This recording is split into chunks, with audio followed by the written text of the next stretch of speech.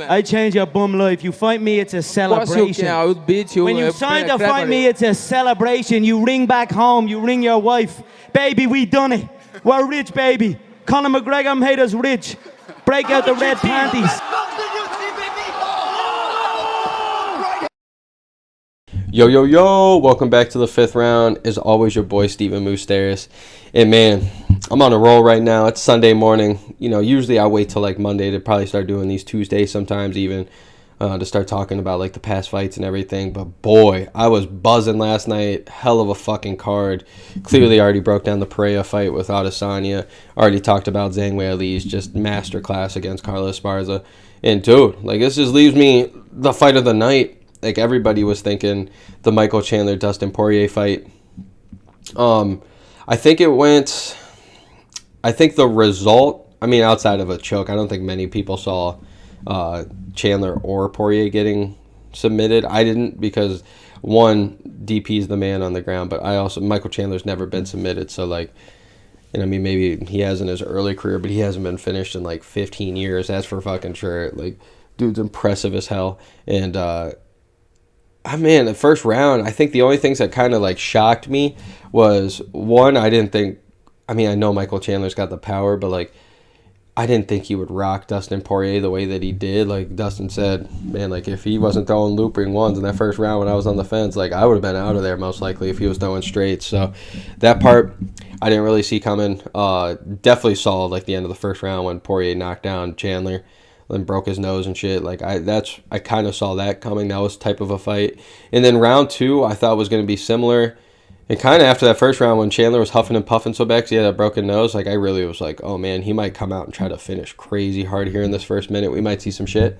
And then the man spends the entire second round on the ground on top, which was impressive.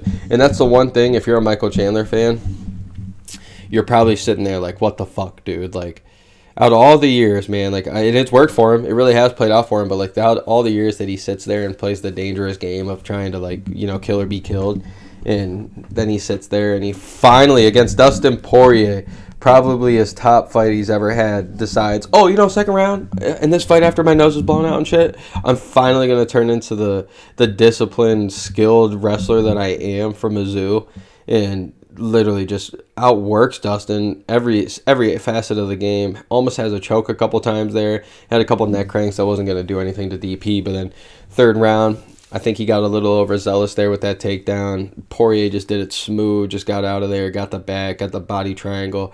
And then I guess I'm not too shocked that he tagged just because of the broken nose. That definitely plays a part. But, sometimes you think Chandler might go out on his shield. But still, fucking phenomenal. I was impressed by both men. Kind of thought DP was going to take it. I thought Chandler wanted it more, but I thought DP was just a little more talented of a fighter, and he's been there more.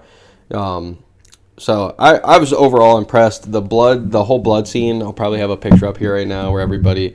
Man, I was at BW3s last night, and I will say... a lot of people's faces got real white there for a little bit, like green almost, like they were about to throw up. And I saw a lot of people turn away. That's how disgusting that fight was getting. So, I love it. I don't know what's next for either of them.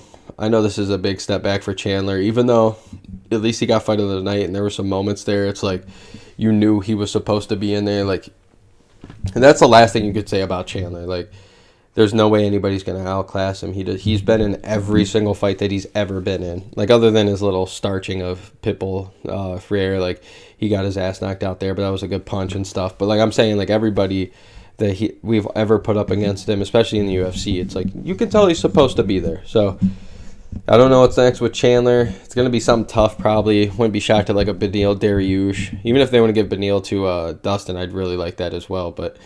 it's going to be somebody in there. I'd hate to see if it was Fiziev. Woo! That'd be a hell of a fight. Let me tell you what right now. Fiziev and Chandler. Oh, my God. You almost don't want to put him in there because if you want Chandler to have one more last little chance, probably. I wouldn't be mad at the Oliveira rematch, to be honest. But Oliveira wants a little break, too. Chandler probably deserves a break. So that might make sense. But DP, I could see him doing the Beneil Dariush. It's official, the Volkanovski Islam fight. So I don't know who I want to see DP fight again. I could see the Gaethje fight again. I wouldn't be mad at that. Beneil Dariush, like I said, that's a good fight. Not mad at him getting the winner of Volkanovski and Islam at all. So, you know, 155, there's a bunch to do. I know there's still Conor McGregor looming over. The Conor-Chandler fight would be pretty fucking sick, too, not going to lie. But, man, if you're the UFC right now, 155 is doing it for you. You don't have to do shit for 155 right now. You just make the fights, and it doesn't matter. Number fucking 20 can fight number 4, and that shit's going to be a fucking bloodbath. So, 155, 145, 135, all these divisions are so fucking stacked right now, and I fucking love it. And MMA is just becoming a crazy fucking sport. Like, even the way with the title fights like we watch, man, like, nobody's keeping a belt anymore. And it's getting crazy how high level these guys are getting, too. Like, you got guys like Usman and Adesanya, like, just masters at their craft. And they're up 3 rounds to 1, 4 rounds to none. They're dominating for 4.5 minutes, and then they get starched in the last fucking round. Like, boy, this shit's getting nuts to me, man. I'm loving it. You saw it, like, Glover Teixeira gets choked out. Like, they're all losing in their own game, and it's nuts. And boy, I'm just loving it as a fan. Oh, this is definitely one of those ones. I think Chandler probably never going to get a title fight again. I said it before.